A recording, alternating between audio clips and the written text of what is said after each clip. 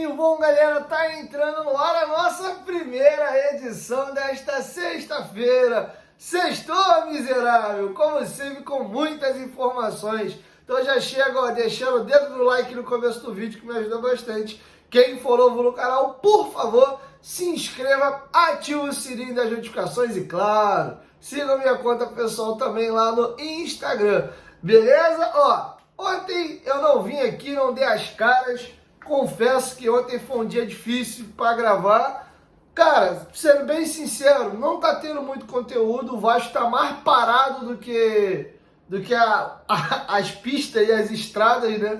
As autoestradas, os carros se movimentam, mas as rodovias continuam paralisadas lá, né? Só com a trepidação dos veículos. Então Vasco, cara, e se tem uma coisa que eu odeio é encher linguiça, tem hora que a gente traz algumas notícias mais irrelevantes. Sim, se a gente não trabalhar e produzir, a gente morre de fome, né? Mas ontem eu falei, não, mano, eu me nego a gravar hoje, não dá, sem condição. E tava bem ruim um dia. Então hoje o papai voltou com informações para vocês. A gente vai discutir alguns temas, tá? Sentiram minha falta? Sentiram minha saudade? Sentiram nada, seus cachorros? Hoje tem canal pra caramba aí, eu gravando, não gravando.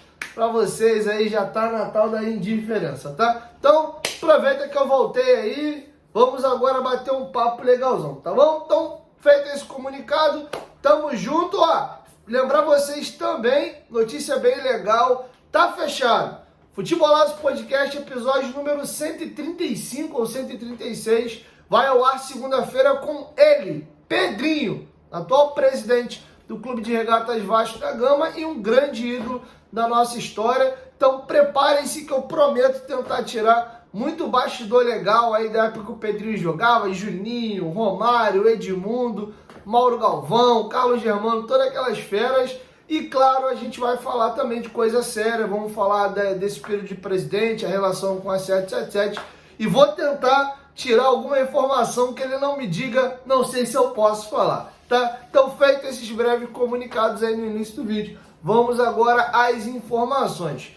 Primeira situação que eu gostaria de trazer para vocês é a seguinte: o Vasco de fato oficializou ontem a proposta pelo volante Kaique. O jogador tem 28 anos de idade, está no Juventude, tem contrato até dezembro de 2024 e a partir de 1º de julho já poderia fazer um pré-contrato e sair de graça em janeiro. Então o Juventude tá vendo que o jogador tá valorizado, tem outros clubes interessados, mas sabe também, se não aproveitar para fazer negócio ainda esse ano, vai perder o jogador de graça. A multa rescisória dele é de 12 milhões de reais, mas o Vasco oficializou a proposta de 2 milhões de reais pelo jogador, ofereceu um contrato de 3 anos para o Kaique, com valores superiores ao que ele recebe hoje no Juventude. O jogador já deu o ok, já deu o aceite para a proposta do Vasco.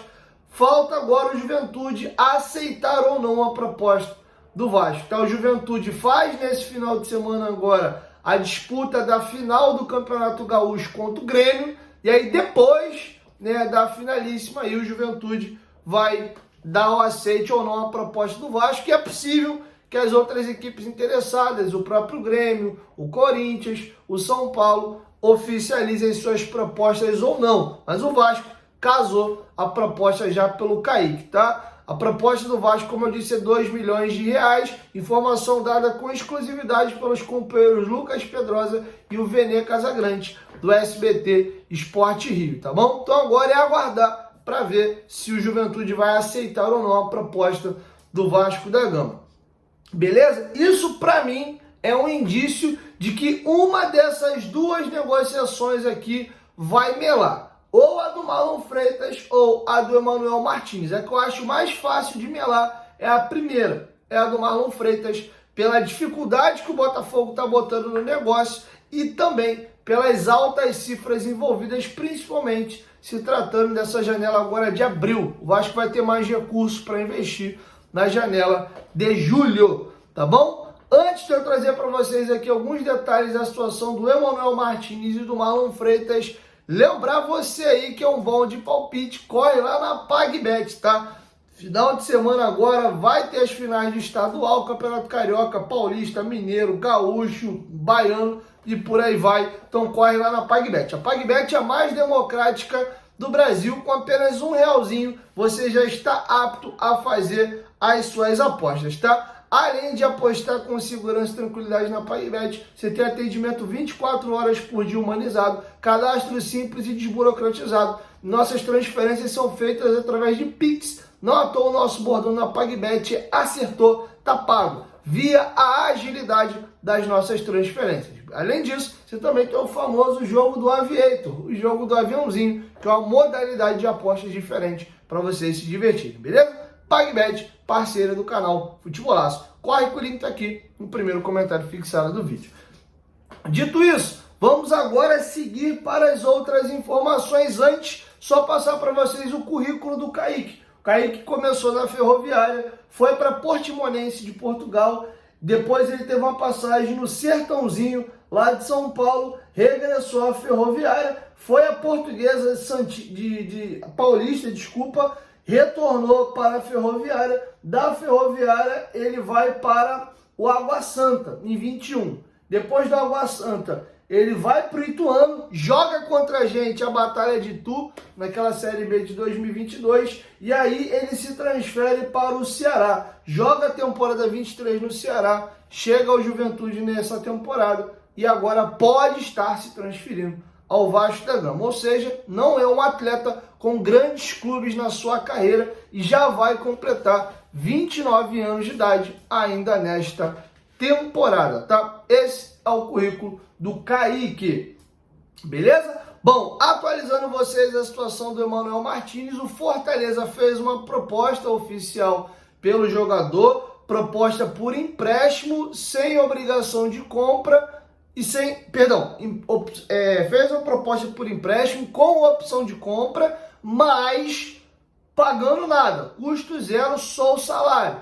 E o América Mineiro não gostou dessa proposta, tá? O Vasco tá no páreo, a 777 já deu o ok para o Vasco fazer uma proposta e amanhã o jogador vai estar junto com a delegação do América Mineiro em São Januário para o jogo treino, tá? O Vasco tá em cima da negociação, sabe que precisa se acossar, porque o Fortaleza também entrou firme no negócio, fez essa primeira proposta que o América vai recusar, mas está na disputa, tá bom? Então essa é a situação, o Vasco deve estar cacifando também uma proposta pelo Emmanuel Martins. Tomara que essa vinda ao Rio de Janeiro no final de semana sirva para que os dirigentes consigam finalizar essa negociação. Tá bom? Sobre Marlon Freitas, o Vasco fez a proposta, segundo o GE, de 12 milhões de reais.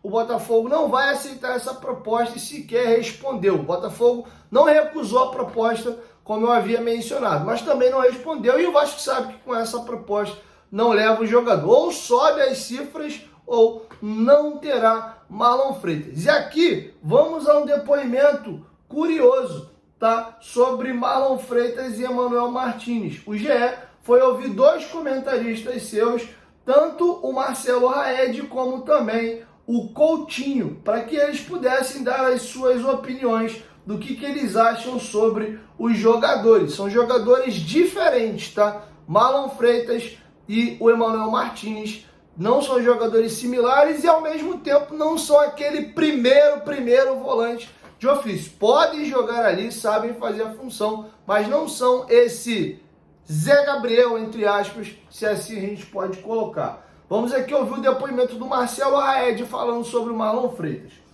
Marlon Freitas e Emmanuel Martins são dois meio-campistas com características completamente diferentes. O Marlon Freitas é um primeiro volante que tem como principal qualidade o passe longo e a chegada no campo de ataque para finalizar de média e longa distância. Já o Emmanuel Martins é um típico meia central argentino, o cara que dá dinâmica no meio, faz o time andar, joga com os dois pés e pode atuar tanto pela faixa central como pelos lados do campo. Porém, vale ressaltar, é um meia de aproximação e não um atacante pelo lado. Não acho que eles concorram na mesma posição e ambas são posições carentes no Vasco, já que o Zé Gabriel é questionado e o Paulinho Paula se lesionou. O Rodrigo Coutinho deu o seguinte depoimento. São jogadores bem diferentes. Não acho que o Marlon Freitas seja um primeiro volante nato e o Martínez menos ainda. Mas se tiver que adaptar o Marlon, faz com mais tranquilidade. É um volante com passe longo, trabalha bem as inversões, tem visão de jogo, bate bem na bola. Consegue encostar dos dois lados para mudar de lado. Não é tanto de passe vertical. A dinâmica dele é mais de mover a bola de um lado para o outro. Tem boa bola aérea, capacidade de chegar na área adversária para finalizar. O trabalho defensivo dele eu acho razoável. Não é um volante de ótimo posicionamento e pegada. Por isso vejo nele mais potencial para um segundo homem de meio de campo, ao lado de um cara que proteja melhor a entrada da área. O Martínez não é volante. Vejo ele muito mais como meia. No Barcelona de Guayaquil, o time jogava no 4-2-3-1. Ele era um dos caras que saía do lado do campo. Ele não é um atacante de lado, mas é aquele meia que sai do lado e vai para o centro, que vai marcar lateral no momento defensivo. Se você jogar com uma trinca no meio, ele pode ser um dos dois meias centrais. À frente do primeiro volante, ele joga assim no América Mineiro e jogou muito bem. Um jogador de muita intensidade, boa condução de bola, dinâmica, cobre uma faixa grande do campo. Até por isso contribui defensivamente. Não é um cara altamente criativo, de visão de jogo maravilhosa, mas por estar sempre tocando na bola e se movimentando, gera um volume ofensivo, ajuda na criatividade, mas não escalaria ele numa dupla de volantes. Para mim, ele funciona saindo do lado para o centro ou numa trinca de meias, já à frente do primeiro volante, tá? Lembrando que o Ramon Dias, ano passado, se caracterizou pelo 4-3-3, jogando com Zé Gabriel plantado à frente da área e dois volantes de construção. O Praxedes era esse volante pela esquerda e o Paulinho era esse volante pela direita. Na visão do Rodrigo Coutinho, as melhores posições para o Emmanuel Martínez ou seria, emulando o 4-3-3 do ano passado, na vaga do Praxedes, como esse volante mais de construção, que também marca, mas que sai mais para o jogo aqui pelo lado esquerdo, ou aberto pelo lado do campo, na função que hoje tem feito o Adson, né? Não sendo um ponta, mas um meia que sai da ponta para jogar por dentro. O curioso, que mesmo ele não sendo o primeiro volante, o Emmanuel Martínez foi o jogador que mais roubou bolas no Campeonato Brasileiro do ano passado. Eu confesso que não me agrada muito essa questão do Emmanuel Martínez aí aberto, não. Eu vejo ele com característica de volante, pode não ser esse primeiro volante, mas esse volante de construção na função que fazia o Praxedes ano passado. Vamos dizer que Marlon Freitas e o Emmanuel Martínez, caso ambos fossem contratados, eles viriam para as funções que faziam Praxedes e Paulinho no ano passado. E aí, o primeiro volante, o Vasco, continuaria sem ter esse cara. O Marlon Freitas pode fazer a função, pelo fato do Emmanuel Martínez ter bom cacoete de marcação, poderia ser adaptado a jogar ali, mas não é a posição de origem de nenhum dos dois jogadores, tá? Mas, independente da posição que eles atuarem no Vasco, acho que são dois nomes que engrossam muito o nível do time do Vasco, subiriam o time de patamar e daria mais opções ao Ramon Dias no meio de campo, tá? Por outro lado, o Kaique já é esse cara mais para primeiro volante. Porém, eu não acredito que o Vasco vai contratar os três, tá? Acho que a negociação do Emmanuel Martínez não é fácil, mas é mais fácil do que a situação do Marlon Freitas. O meu feeling é de que o Emmanuel Martínez e o Kaique são mais fáceis de serem contratados e é provável que esses dois jogadores acabem sendo contratados. Então, a dividida ali com o Fortaleza, mas pela proposta que o Fortaleza tem feito, acho mais fácil do jogador vir para o Vasco, até por esse amistoso que vai ter no final de semana, tá? Já o Marlon Freitas, o John Textor está fazendo muito jogo duro e, sendo bem sincero, não tenho toda essa convicção de que vale pagar aí 16, 20 milhões de reais no Marlon Freitas. A proposta do Vasco foi de 12 e o Ramon Dias quer muito jogador, seria o volante favorito dele para ser contratado, tá? Seria um sonho ter o Cuejar no meio do ano para ser ele esse primeiro volante do Vasco da Gama e ter o Zé Gabriel como sombra jogando quando necessitar. E eu volto de novo na questão das péssimas janelas feitas, pela péssima janela feita pelo Alexandre Matos. Ele pagou 5 milhões de dólares num volante que sequer hoje é cogitado para ser titular do time. E olha que a gente não é não temos um elenco recheado de opções para o meio de campo. Enfim, é mais uma situação que fica latente aí e a gente está tendo que buscar outros jogadores, beleza? Então é isso. 1, 2, 3. Futebolaço, tamo junto, família. Qualquer momento que volta, nós tamo junto. Valeu, fui, ó. PagBet, tá? Link tá aqui no primeiro comentário fixado. Cadastre-se lá e comece a apostar. Tamo junto.